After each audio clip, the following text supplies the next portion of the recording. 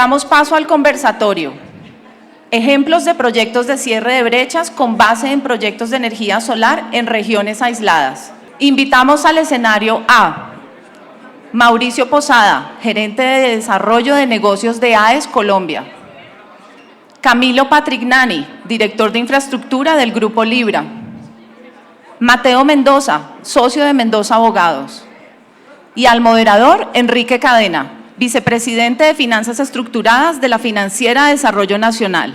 Bueno, buenos días a todos. Creo que hemos tenido una mañana bastante productiva con el panel que tuvimos anteriormente para hablar de infraestructura, y cuando escuchamos estos paneles el mensaje que nos queda es que hay mucho por hacer en infraestructura y tenemos un trabajo todavía, a pesar de que hemos avanzado, grande por desarrollar. El día de hoy queríamos hablar en este panel sobre algo que para la DFN siempre ha sido muy importante, y es el relacionamiento con las comunidades. En ese sentido, queremos hablar sobre cómo diferentes formas de poderse relacionar con la comunidad con un objetivo fundamental, y es que las comunidades se apropien de los proyectos, lo hagan propio, se sientan parte del proyecto y se sientan que el proyecto es parte de ellos.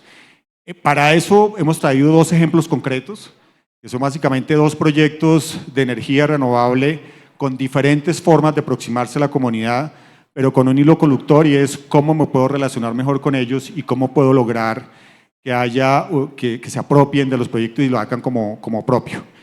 En ese sentido, contamos hoy con un panel de lujo. Contamos con la presencia de Mauricio Posada, que es el gerente de negocios del Grupo AES, la persona que ha estado liderando desde el Grupo AES todo el desarrollo de un proyecto de soluciones individuales. Contamos también con la presencia de Camilo Patrignani, que es el presidente del Grupo Gringo a nivel de las Américas. Nos va a contar otro modelo de negocio con el mismo objetivo. Y Mateo, que es como el ala dura, digamos, de este panel, que básicamente nos va a contar esto desde el punto de vista jurídico, cómo se traduce desde el punto de vista de la rigurosidad con la que se miran estas estructuras de Project Finance, cómo se puede plasmar, y si el Project Finance es una estructura que funciona para este tipo de estructuras. No quiero extenderme demasiado en el desarrollo del proyecto, porque aquí lo importante es que escuchemos a los panelistas.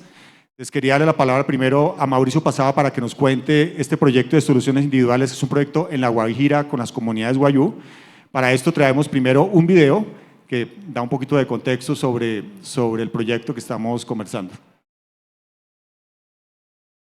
En La Guajira, donde el viento traza caminos y el sol acompaña cada paso, las comunidades Wayuu han construido su vida en armonía con la naturaleza. Sin embargo, durante años, muchas familias han tenido un acceso limitado a la energía.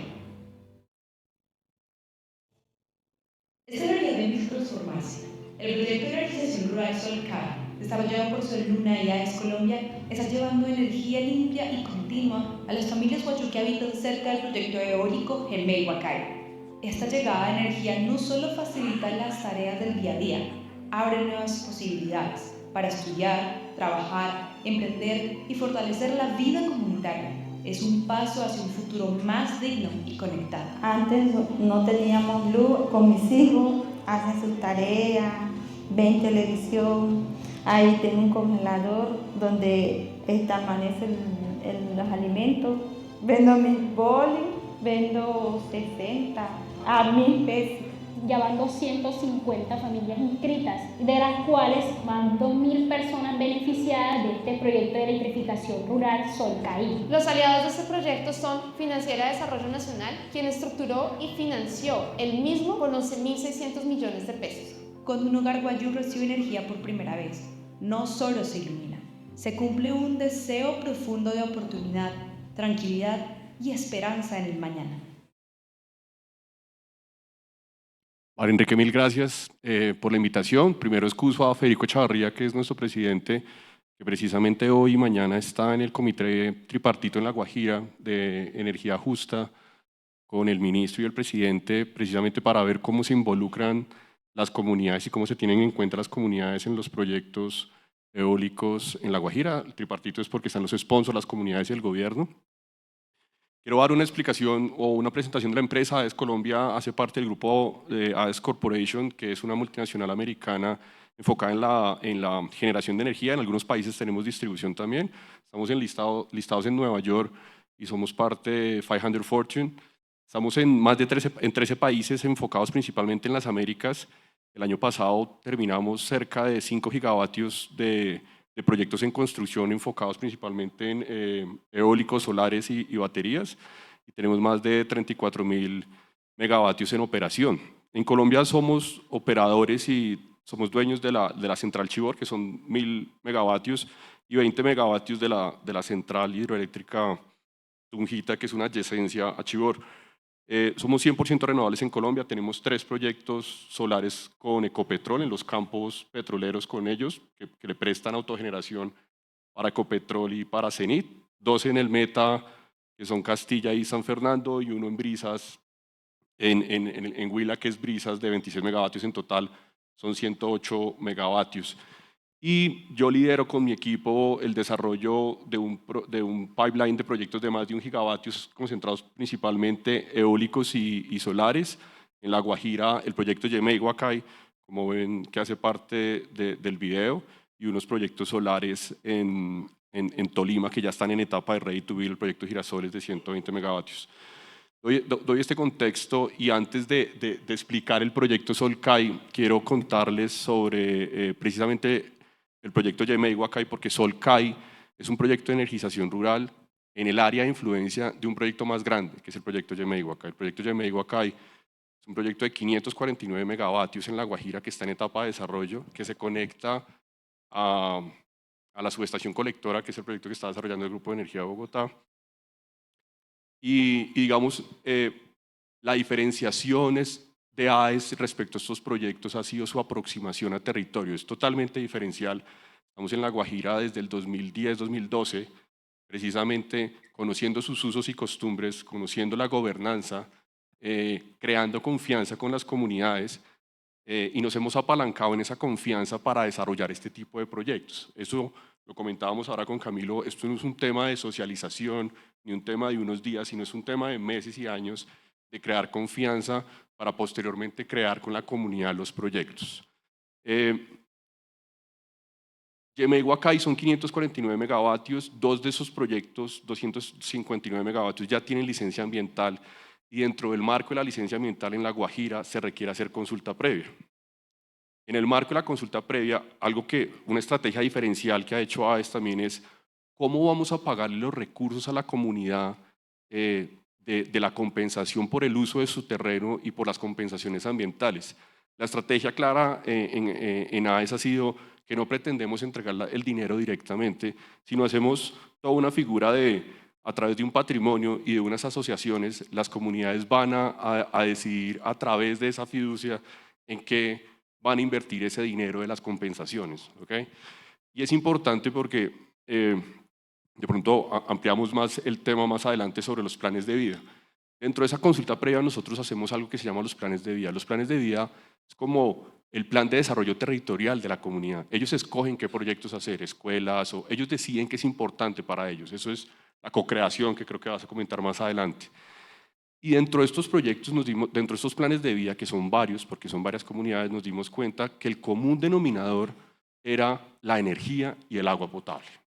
Es obvio porque en la Guajira solo el 2% de las comunidades de toda la Alta Guajira tienen acceso a agua potable y energía.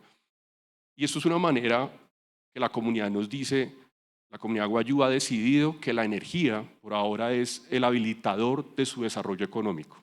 Un proyecto de energía definitivamente les da esa línea de base para arrancar a hacer proyectos productivos, a por lo menos no tener que ir 40 minutos para cargar un celular Uribia, etc. Entonces, al ver nosotros que el proyecto de energía, como parte de este proyecto grande de eólico, era tan importante, uno de los compromisos que tomamos en las consultas previas es AES va a estructurar ese proyecto. O sea, no vamos a esperar que ustedes lo hagan, sino AES lo va a estructurar. No concebíamos en ningún momento hacer un proyecto de 500 megavatios que va a generar más de 2 teras de energía para el país sin que nuestros vecinos tuvieran energía. Entonces, la estrategia de AES fue estructurémoslo y vayamos más allá, no solo estructurarlo, sino consigamos el socio, patrocinémoslo y ojalá lo tengámoslo listo en operación antes de iniciar construcción del proyecto eólico.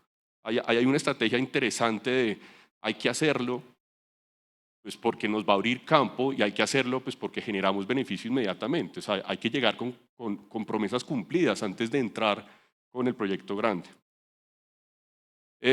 Esto es importante y ya enfocándome un poco en el proyecto ha costado tiempo, trabajo, horas hombre y mucho sacrificio porque empezamos a estructurarlo desde el 2021, tal vez, desde la perspectiva técnica. Entonces vimos muchas opciones. La Guajira es importante por su recurso eólico. Pensamos en hacer aerogeneradores pequeños por el recurso eólico, pero no era, digamos, no era eficiente. Pensamos en hacer microredes, que seguramente lo vas a comentar ahora, pero las comunidades guayú son muy dispersas, entonces tampoco funcionaba.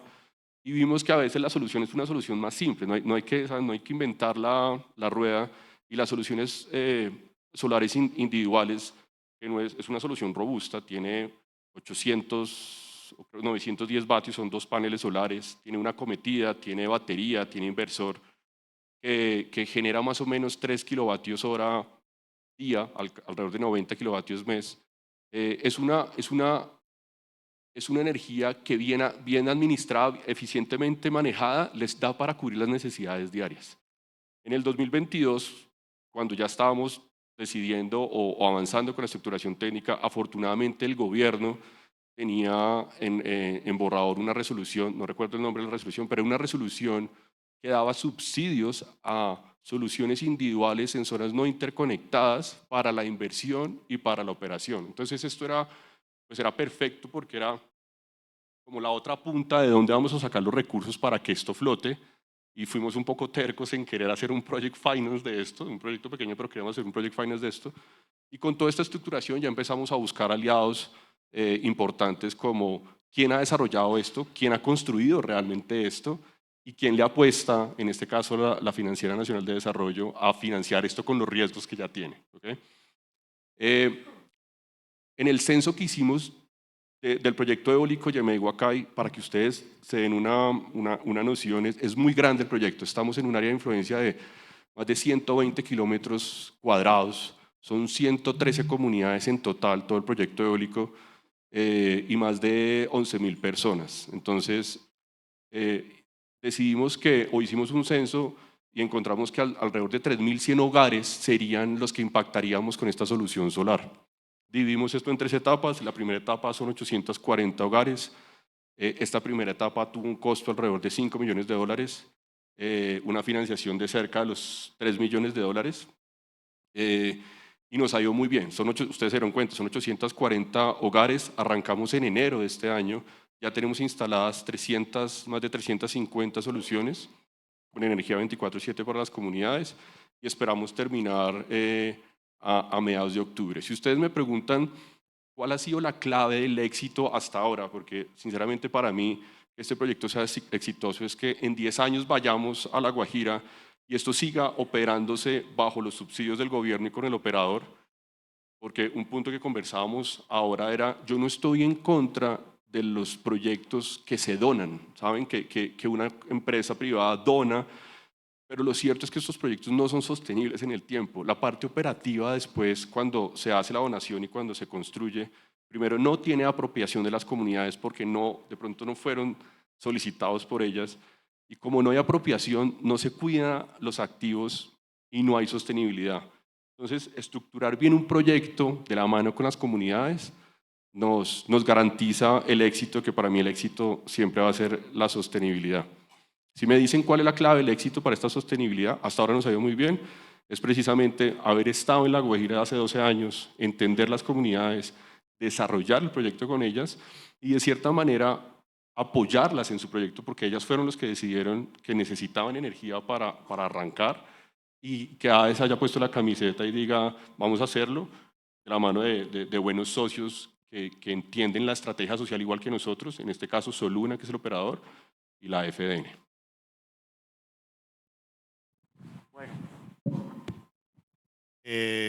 Escuchar este tipo de proyectos la verdad le llenan a uno, le muestra que hay cosas que se pueden hacer y que favorecen a la comunidad, pero que también permite hacer proyectos a gran escala.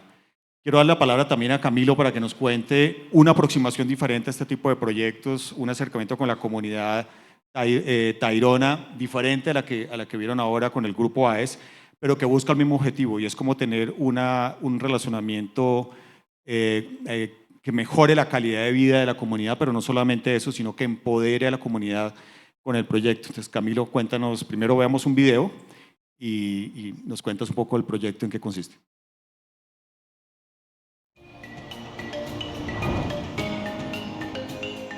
El latido comienza en el corazón del mundo, pero se expande a todas las otras áreas que lo necesitan.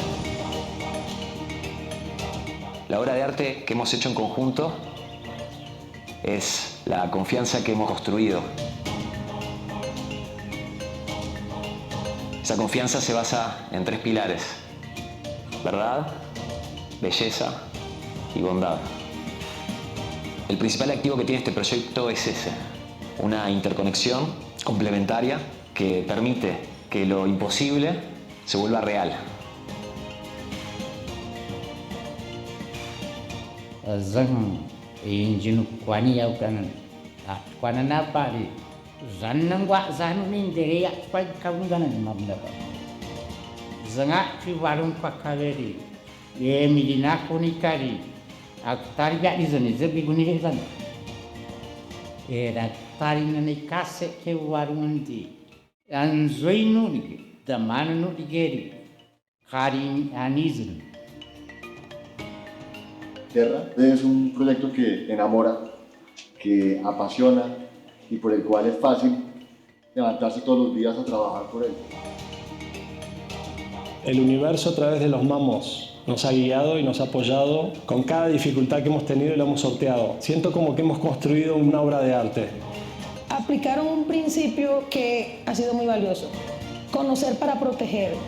Esa interrelación que tienen con el pueblo arhuaco es de aplaudir y respaldar. Han integrado de una forma ejemplar a las comunidades que van a ser los beneficiarios de este proyecto. Estamos comprobando de primera mano que a nivel social estáis muy comprometidos y muy compenetrados, Bimbuti y el pueblo arhuaco, y eso es un gusto y una experiencia también para nosotros muy bonita. Estamos muy orgullosos de participar en este proyecto que es tan importante a nivel local, nacional y realmente internacional. Y creo que lo van a estudiar en todo el mundo por ser un proyecto que lleva la tecnología nueva de los paneles solares en armonía con la sabiduría ancestral que tienen todos ustedes en este proyecto. Este proyecto es contagioso, genera una emoción infinita. Y mi sueño es que lo que hagamos se contagie y que haya otros grupos que quieran hacer lo mismo. Ustedes no se imaginan todos los retos que hemos tenido. Hoy nos vemos como fantásticos. Si fuera fácil no sería para nosotros. Donde todo el mundo está diciendo que no se puede, nosotros decimos sí se puede. Estamos hechos para eso y nos enriquece como seres humanos. No pensamos en soluciones a problemas difíciles, pensamos en soluciones a problemas imposibles, que requieran milagros para poder resolverse. Y eso no lo hacemos por nosotros, lo hacemos por los mamos, que tienen la capacidad de ver esas soluciones a través de la verdad, la belleza y la bondad.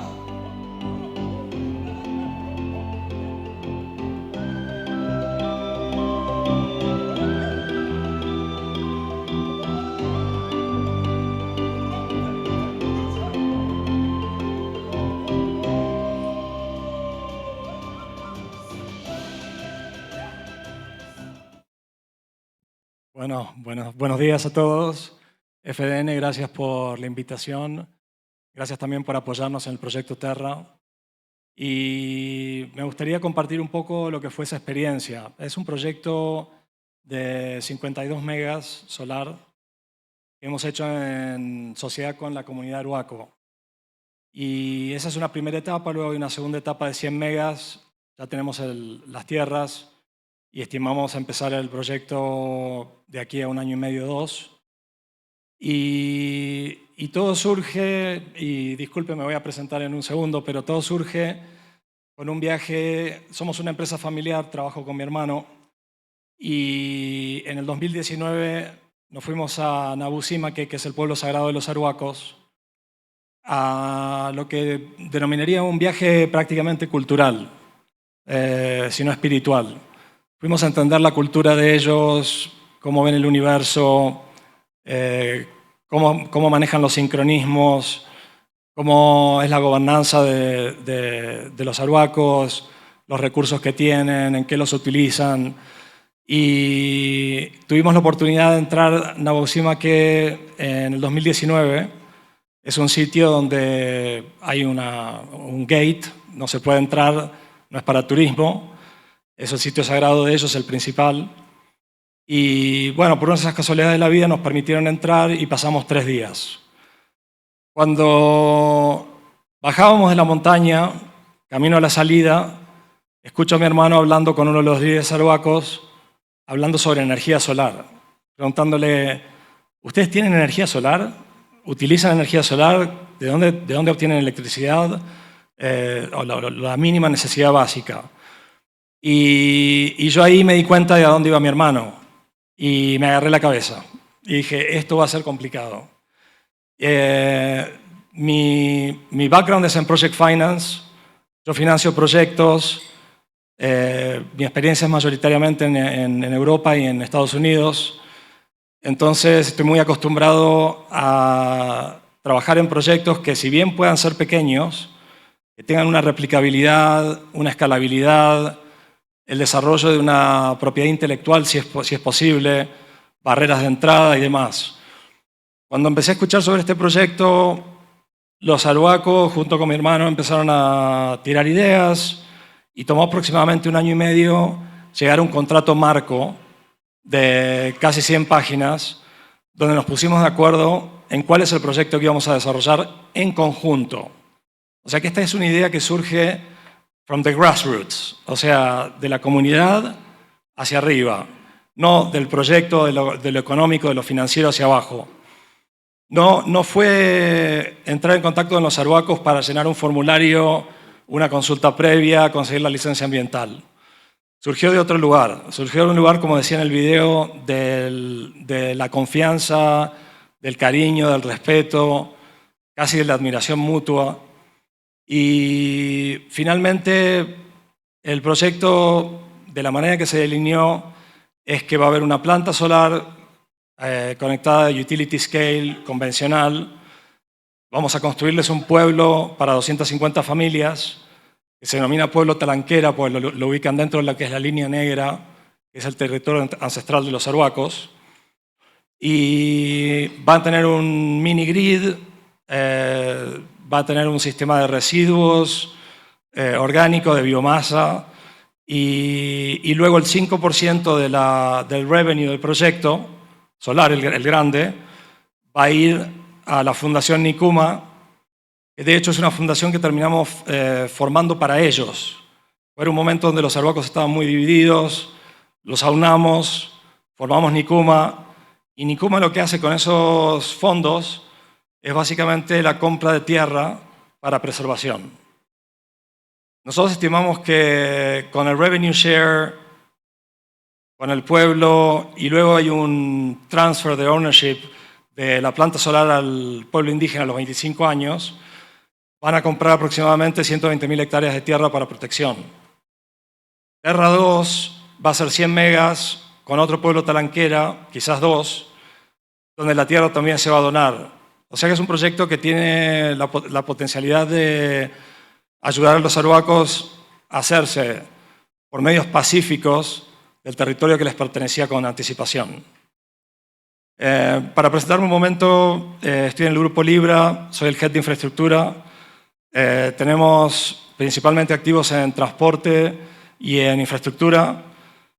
Personalmente manejo 3 empresas, una en Europa, una en Latinoamérica, Greenwood Energy, y una en Estados Unidos y Canadá. Operamos en total en 12 países, no somos tan grandes como AES, pero tenemos buenas operaciones. Y para operar en cada uno de esos países hemos tenido que adaptarnos a la cultura local, o sea, entender lo que se necesita, entender los objetivos, entender la cosmovisión, cómo ven el mundo. Entonces, muchas de las cosas que hemos hecho no son convencionales, o sea, no son tradicionales. Para darles un ejemplo, el mamo, que es el cacique, digamos, de la comunidad Arhuaca, hay aproximadamente 200 mamos. Uno de ellos, y los empiezan a criar a los 2 años, uno de ellos nació en mi departamento en Barranquilla, en el 2020, y lo llamaron Guido, que es el nombre de mi hermano. Los hemos llevado a Grecia, porque la familia que es accionista de Libra es greco-inglesa. Los hemos llevado al Vaticano a conocer el Papa. Nos han invitado a las Naciones Unidas a presentar en el Investment Forum. Los hemos traído a New York, han venido a nuestra oficina, se reunieron con nuestro board, les dieron estas cintitas, que son cintitas de protección, y nuestro board se lo metieron en el bolsillo. O sea que la aplicación de fondos, la aprobación de nuestro comité de inversiones se demoró y fue función de todos estos pequeños pasos que hemos hecho para lograr llegar a la construcción que hemos iniciado en noviembre. Y si Dios quiere, en marzo estaríamos conectando el proyecto. Bueno, no sé si quieres que siga con esto, Enrique, pero tengo muchos detalles para compartir. No, yo creo que es suficiente ilustración, pero lo importante aquí, el mensaje que uno ve de estos dos proyectos es el acercamiento diferente con la comunidad y la búsqueda de integrar a la comunidad al proyecto, con diferentes ángulos, pero al final el objetivo es el mismo y de dos grupos económicos grandes, importantes, con participación de inversionistas extranjeros, que no debe ser nada fácil, digamos, mover estos procesos internos, que ahorita esa es una de las preguntas que les tengo para que se vayan preparando. Mateo, que es como la parte jurídica, siempre en estos temas de Project Finance debe haber un abogado, entonces trajimos un abogado aquí para que nos cuente esto jurídicamente. ¿Se puede implementar una estructura de Project Finance con la rigidez que típicamente tiene y la rigurosidad de los análisis de riesgos? ¿Tenemos el marco regulatorio y la forma de poderlo estructurar? ¿Cuáles han sido los retos de criolizar de todo este tema y meterlo entre la arquitectura de Project Finance a la que estamos acostumbrados? Perfecto, Enrique. Muchas gracias por este espacio y por compartir este panel con Mauricio y con Camilo, que pues, nos han contado unos proyectos espectaculares. Nosotros desde la oficina Mendoza tuvimos la oportunidad de acompañar a la FDN en el proceso de debida diligencia legal y bancabilidad, que es el proceso normal que se surte de un banco cuando va a financiar cualquier proyecto, del proyecto Terra, ¿no? Entonces, cuando nos comentaron inicialmente sobre el proyecto Terra y nos contaron, oiga, es un proyecto del cual hace parte también la comunidad del pueblo arhuaco, pues sí, la primera aproximación al proyecto es, pues pucha, ¿en qué me estoy metiendo? ¿No? ¿En qué me estoy metiendo? Y pues cuáles son las dificultades a las que nos vamos a enfrentar en este proceso de debida diligencia, porque como tú lo dices, Enrique, sí tenemos que presentar un informe con todo el rigor, ¿no? Con todo el rigor para darle tranquilidad a los financiadores. Hicimos nuestro proceso de debida diligencia, nuestro proceso de bancabilidad, incluyendo el acuerdo marco al que estabas haciendo referencia, ¿no? de 6 páginas con la comunidad y otros acuerdos adicionales, y ver dónde pueden existir los problemas, ¿no? Entonces, sí fue un reto importante, pero sí se puede hacer. Sí se puede hacer, por supuesto. Por supuesto que se puede hacer. Lo importante es saber cómo, digamos, cuál iba a ser la aproximación del proceso para primero acceder a la información que necesitábamos acceder, responder las inquietudes que pues, nos estaban resonando un poquito, porque era el primer proyecto que veíamos con esa iniciativa de una comunidad indígena, el pueblo arhuaco, con la importancia que eso significa, digamos, dentro de un territorio, una zona geográfica muy importante, que es la Sierra Nevada de Santa Marta, y con una protección que existía en su momento, que era la línea negra con el decreto 1500, cómo nos íbamos a digerir toda esta información, y nos resonaba porque la comunidad arhuaca, ¿no? Porque el pueblo arhuaco termina enganchado en un proyecto a largo plazo, ¿no? Unos 35 años y con Greenwood y Libra a 25 años en un acuerdo. ¿Qué hay ahí y cómo lo vamos a entender y cuáles fueron las necesidades que a ellos los llevaron a esto y si esto realmente pasa por un comité de crédito teniendo en cuenta ¿no? el modelo financiero y si está modelado dentro del modelo, está modelado dentro del caso base para determinar, oiga, sí, esto está bien, hay acuerdos que están vigentes, que son lo suficientemente fuertes, nos dan la protección jurídica que necesita el banco para poder tener la tranquilidad del éxito del proyecto, ¿no? Entonces, para responder tu pregunta, Enrique, sí se puede hacer y no es un proceso, no quiero dar la imagen de que es un proceso donde flexibilizamos. Siento yo que ni ustedes como banco, como financiador, ni nosotros como oficina de abogados tuvimos una flexibilización a la rigurosidad en el proceso de vida de diligencia legal, ¿no? Y a la rigurosidad en la bancabilidad, en el estudio de bancabilidad de estos acuerdos que ya se habían instrumentalizado. El reto sí fue entender cómo participa la comunidad, cuál era el alcance de la comunidad o cuál es el alcance de la comunidad y de su participación, ¿no? Y qué efectos puede llegar esto a tener a nivel de gobernanza del proyecto y a nivel de protección del proyecto frente a posibles manifestaciones sociales que pudieran tener la comunidad en relación con la ejecución e implementación y operación del proyecto de energía.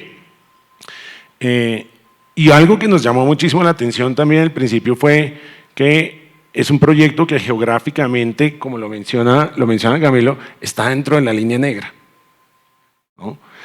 La línea negra pues es una creación jurídica, ¿no? Que pues ya hoy en día no está vigente. Hace poquito decretaron la nulidad del decreto 1500 hace un par de meses, ¿no? Pero en el momento en que ustedes estaban comenzando a hacer ese proceso de, no lo estabas diciendo de socialización, sino de integración del proyecto y de creación conjunta del proyecto con la comunidad, pues existía la línea negra y la línea negra es esa creación cultural que reconoce la importancia cultural y ancestral, no solamente de la comunidad arhuaca, del pueblo arhuaco, sino de otros 3 pueblos adicionales, ¿no? Los Wiwa, los Cancuamos y los Cogi. Y la importancia que tiene la Sierra Nevada de Santa Marta para las comunidades y en realidad, digamos, en la historia ancestral que tuvo nuestro país, pues cómo esas comunidades han manifestado que son guardianes de la Sierra Nevada de Santa Marta, que es el corazón del mundo, etcétera, etcétera, ¿no? Y nos encontramos en una situación donde nos dijeron, pero aquí en este proyecto no hay consulta previa, no procede la consulta previa. Y eso para nosotros sí fue, la verdad, fue una bandera amarilla o naranja tirando a roja, ¿cómo así que aquí no hay consulta previa? Si estamos hablando de este proyecto ubicado geográficamente en este sitio y que va a afectar a estas 4 comunidades, ¿no? Y nos dice, no, pues es que fuimos al Ministerio del Interior y en el Ministerio del Interior la Subdirección de Consultas Previas nos emitió un concepto diciendo, aquí no hay un traslape geográfico, ¿no? No hay digamos, el área de influencia del proyecto no afecta los territorios indígenas que son los resguardos indígenas, ¿sí? Puede que estemos hablando de la línea negra, pero la línea negra no extiende el territorio de los resguardos indígenas. La línea negra es solamente un reconocimiento cultural. Pero el territorio de los resguardos indígenas no llegaba a donde estaba plasmado el proyecto. Entonces nos encontramos con esta situación y sí tuvimos un interrogante bastante grande, ¿no? ¿Cómo lo vamos a hacer? Y menos mal, ustedes ya venían con esta construcción que me imagino que tuvo todo un ejercicio, creo que también, pues lo que me estabas hablando, ¿no? Espiritual, pero pues también me imagino un ejercicio también antropológico, entender cómo funcionan las 4 comunidades de la Sierra Nevada de Santa Marta y saber que vinculando a los mamos mayores del pueblo arhuaco, de alguna manera están vinculando a esas otras 3 comunidades a esos otros pueblos porque generan, pues ellos representan una autoridad en la sierra. Los mamos mayores del pueblo de Arhuaco representan esa autoridad.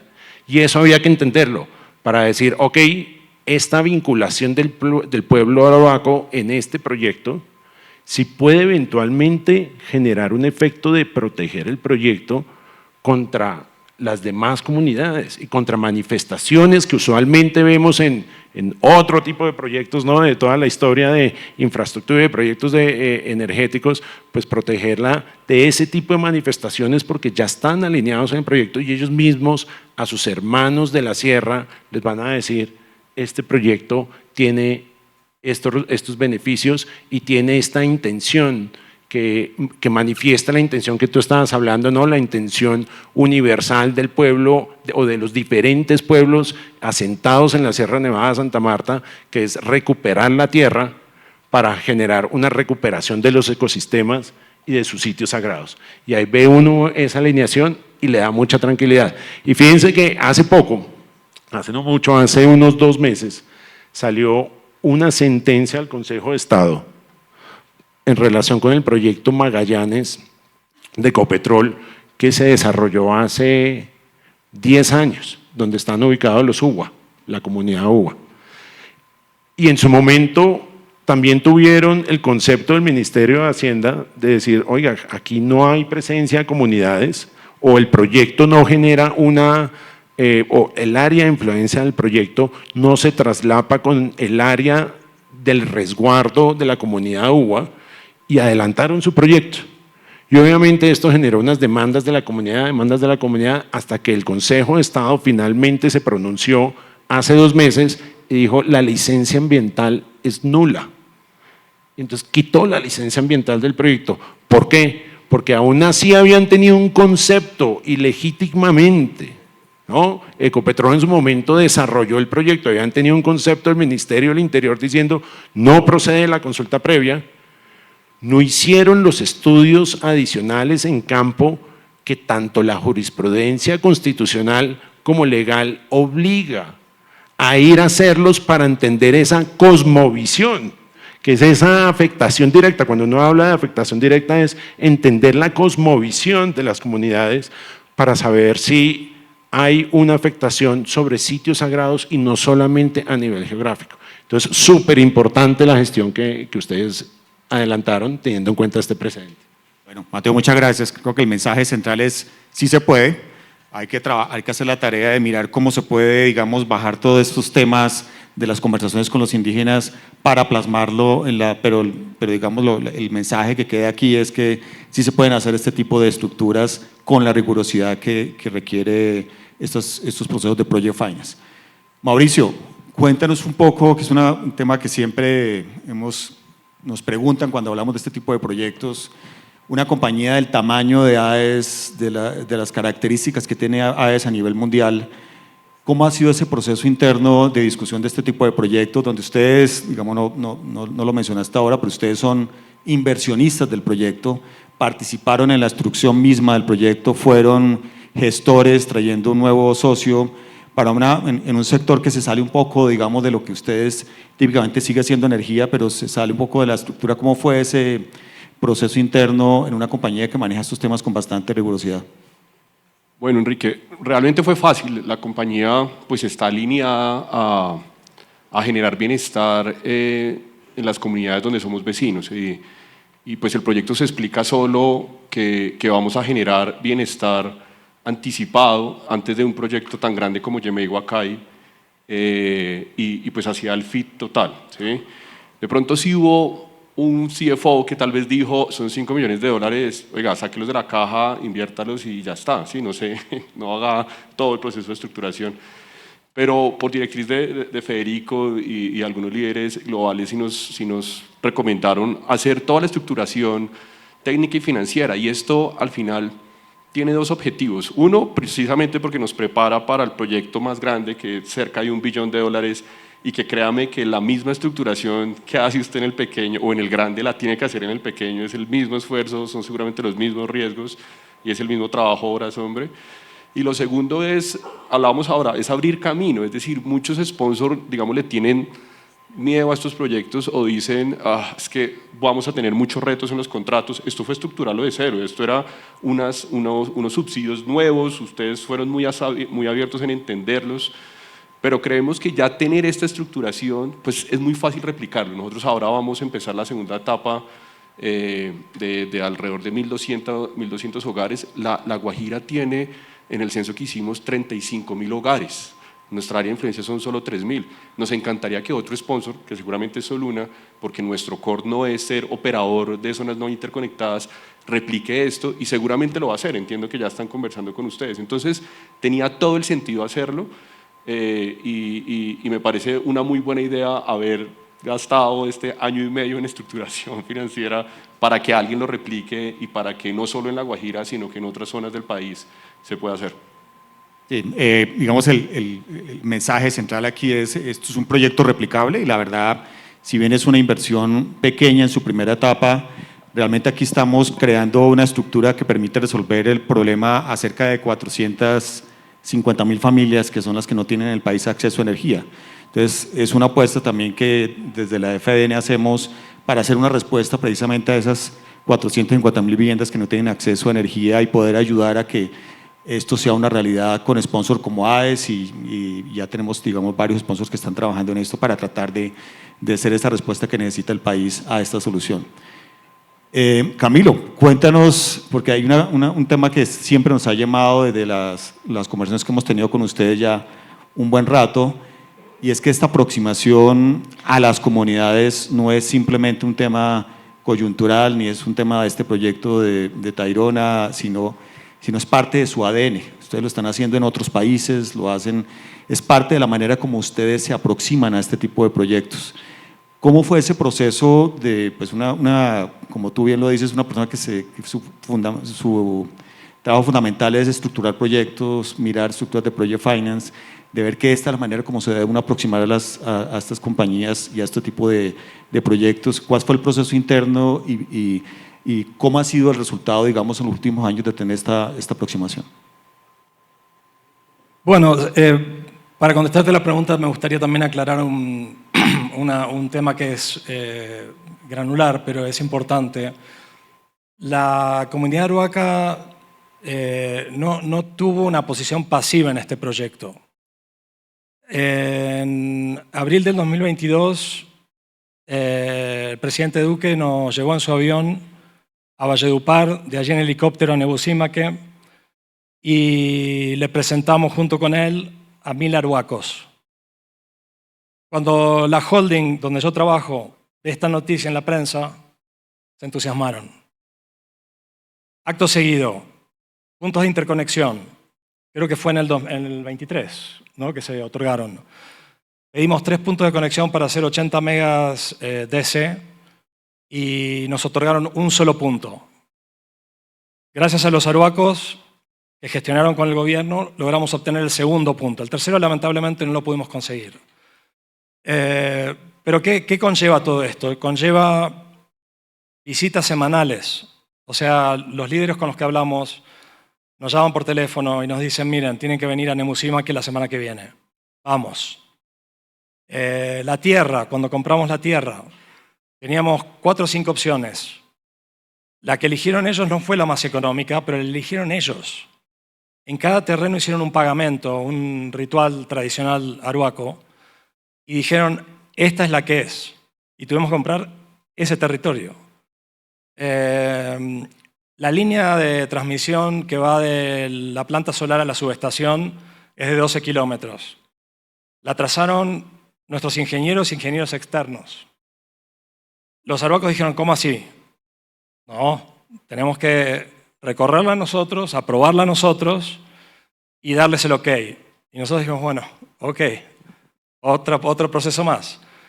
Cuestión, se la caminan 3 días, vuelven con su propio dibujo, se lo presentamos a nuestro grupo de ingeniería y la línea termina costando 30% más económico. O sea, es increíble la sabiduría de esta cultura. O sea, han participado muy activamente y cada situación que se iba dando le iba dando más y más confianza a nuestro board.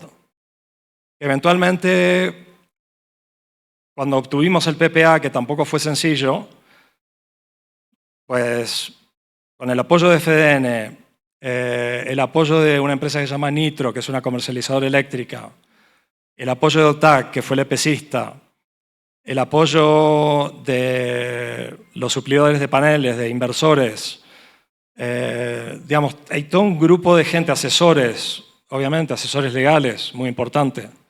Hay todo un grupo de gente que nos ha ido acompañando. Teníamos el proyecto listo para construir a finales del año pasado. A finales del 2024. Surge un problema de tierra.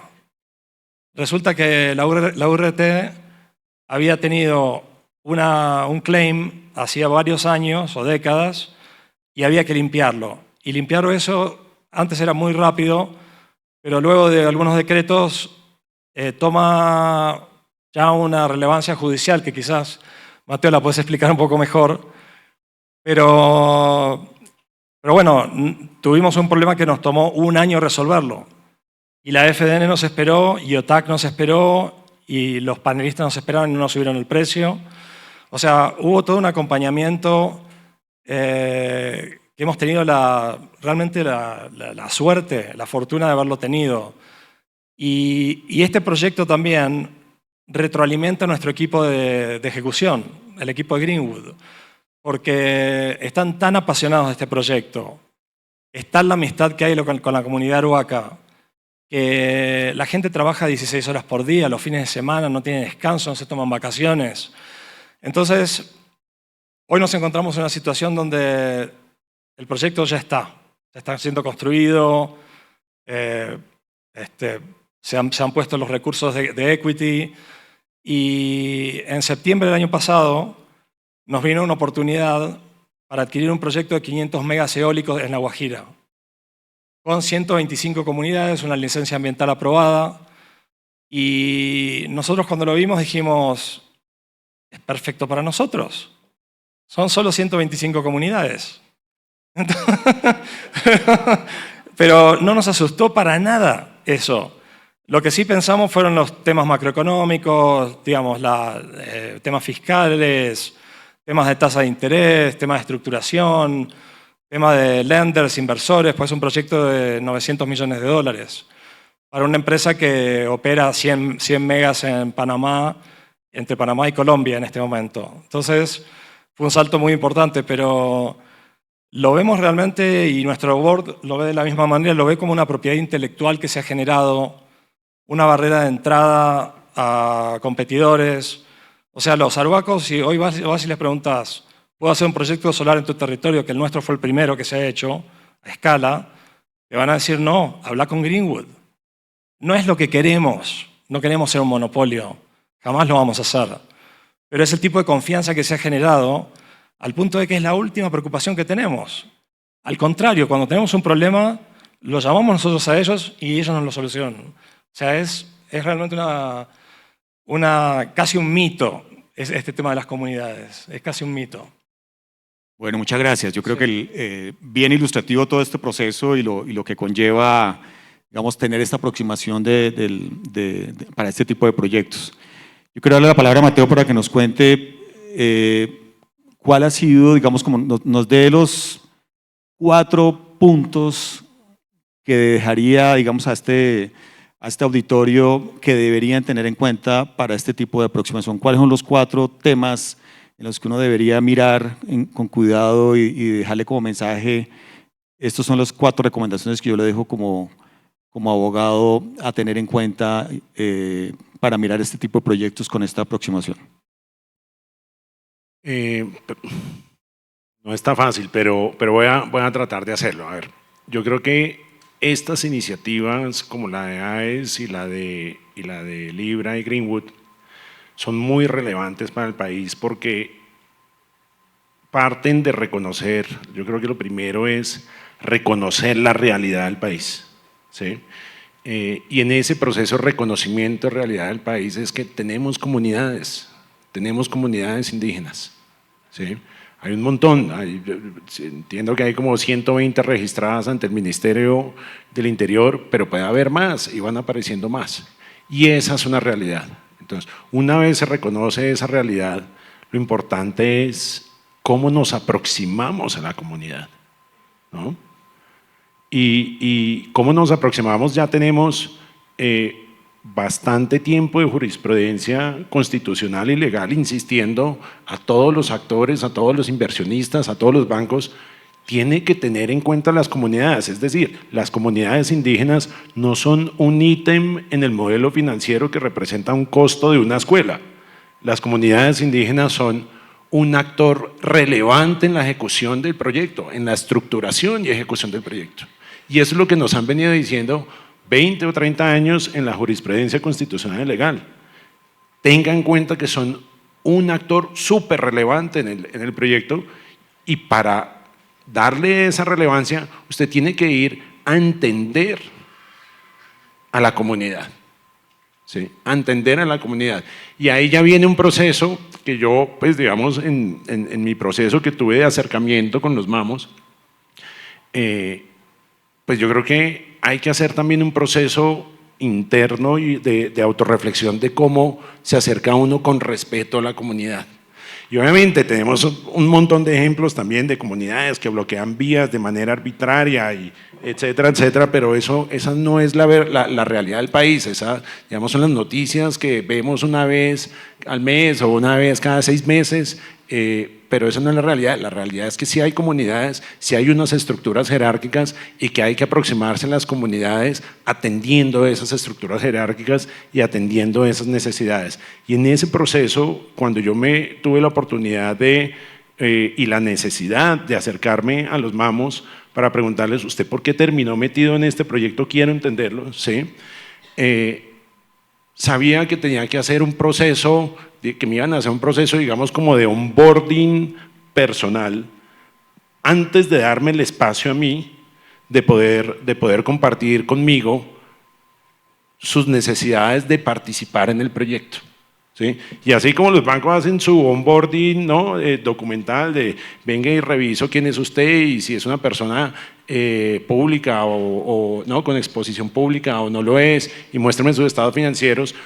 Esa creación de confianza creo que es súper importante antes de entrar en las discusiones del proyecto con las comunidades, y es generar esa confianza. Y en ese proceso yo creo que es importantísimo, y estuve reflexionando sobre eso en estos días, y es que nosotros tenemos muy automatizado, yo creo que todos los que estamos aquí tenemos muy automatizado ese proceso de generación de confianza, porque la confianza nos lo da la firma en la cual pertenecen las personas. Ah, usted es FDN, usted es AES, usted es Libra. Ah, entonces ya puedo de una vez entrar a hablar del proyecto con usted y solucionar mis temas del proyecto, y venga y cuénteme qué información necesita, y entonces uno les manda un document request list y se lo entregan. Ah, porque usted es un abogado y entonces usted viene con esa credencial, ¿no? Pero en otras culturas, no solamente pensaría que las comunidades indígenas, sino en otras culturas también en el mundo, ¿no? La China, los árabes, uno tiene que generar confianza, hacer un escrutinio y dejarse hacer un escrutinio a nivel personal. Porque lo importante es quién es mi interlocutor. No es usted para quién trabaja, sino quién es mi interlocutor. Y si usted va a ser mi interlocutor, necesito tener confianza de compartirle la información que usted necesita para que usted pueda hacer su trabajo. Mauricio, cuéntanos como cuáles son las 4 cosas que recomendaría, digamos, a este auditorio para desarrollar este tipo de proyectos y buscar ese mejor relacionamiento con la comunidad. Bueno, no sé si 4, tal vez hay muchas, pero lo comentaba ahora Mateo, y la primera sería la responsabilidad y la rigurosidad del estudio del sponsor, y rigurosidad en el conocimiento de las comunidades. Esto es de meses, esto es de años, como lo dices tú, de entenderlas. Muchas veces la mayoría de las dificultades que ya nos ha pasado se presentan es por no entender los usos y costumbres de ellas, sino por, ¿sabes? Entrando a construcción, pero si uno no entiende el uso y costumbre de ellos, lo que puede estar bien para mí, para ellos no lo está. Entonces, inclusive en este proyecto tenemos un manual de qué hacer y qué no hacer para nuestros contratistas, y ahí me uniría a la segunda recomendación como inversionista, y es consiga socios que estén alineados a su estrategia social. Es decir, usted tiene que conseguir a un EPCista, a un financiador que entienda las comunidades y que esto se puede desbaratar en construcción. Estos proyectos, usted estructura todo, pero después en construcción es donde realmente se ven los riesgos. Y si su EPCista o la gente que está en campo no tiene los mismos lineamientos sociales de entender los usos y costumbres, de saber cómo responder a las dificultades, ahí se van a levantar los riesgos. Entonces, creo que esas vienen siendo dos, y la última es, si quieres crear confianza, cumple promesas. Es tan sencillo como lo acaba de decir Mateo, es decir, si los acuerdos que hicimos, sean de consulta previa o por fuera de la consulta previa, porque nos ha pasado, nos sentamos ya hablando del proyecto Yemeibo acá y hacemos algunas reuniones con ellos, y alguien de nosotros quedó con un compromiso de hacer algo, ellos se acuerdan de eso, y si no lo cumplimos, eso es gravísimo, como debería ser grave entre nosotros. Entonces, cumpla las promesas reales, escritas o verbales, para que realmente se cree confianza. Me parece que con esas tres abarcamos bastante. Perfecto. Camilo, ¿cuáles son tus 4 o 3 o 5 recomendaciones que tengas? Pues te diré, sí, la confianza es fundamental, y todo lo que hay detrás de generar esa confianza es un enorme esfuerzo y un enorme interés también, ¿no? Porque es prácticamente como un matrimonio. Mi esposa no está aquí, ¿no? Pero es prácticamente como un matrimonio, realmente. Tenés que ser aportante, la otra persona tiene que ser aportante, hay que entenderse, tiene que haber un cariño, hay que dejar dinero sobre la mesa a veces, sobre todo cuando estás empezando un proyecto que es totalmente distinto a cualquier cosa que hayas hecho antes.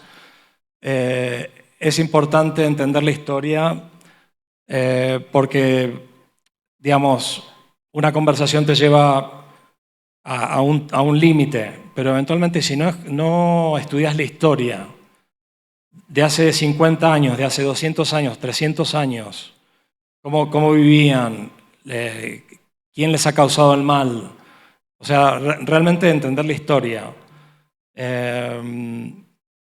la constancia. Realmente no podés avanzar un poco, cortar, avanzar otro poco, cortar, porque no estás cumpliendo con tus obligaciones. Y realmente a nosotros nos ha dado mucho resultado el equipo de trabajo que hemos formado en Greenwood. O sea, cada individuo, y veo algunos aquí, cada individuo que forma parte del equipo de Greenwood es un apasionado de lo que estamos haciendo. Y es así como logramos que los milagros se hagan realidad. Y también ir desarrollando relaciones con contrapartes que son like-minded, ¿no? Que piensan igual. Entonces, hablamos de la rigurosidad. Nuestro contrato de préstamo tenía casi 115 condiciones precedentes. O sea, no fue un préstamo, se lo damos así nomás. Lo tuvimos que ganar, ¿no? Pero sí, y también ver el mundo con una cosmovisión a largo plazo, ¿no? Que donde importa la sostenibilidad, donde importa realmente el cariño y la bondad, que es el planeta donde queremos vivir, donde queremos que nuestros hijos vivan, que nuestros nietos vivan. Entonces, tenerlo en cuenta, ¿no? Que lo que hacemos es no solamente trabajo, pero es también prepararnos para el futuro y preparar a nuestros futuros cohabitantes a un mundo mejor, realmente, ¿no? Tener esa aspiración. Bueno, desafortunadamente, como todo tiene un final.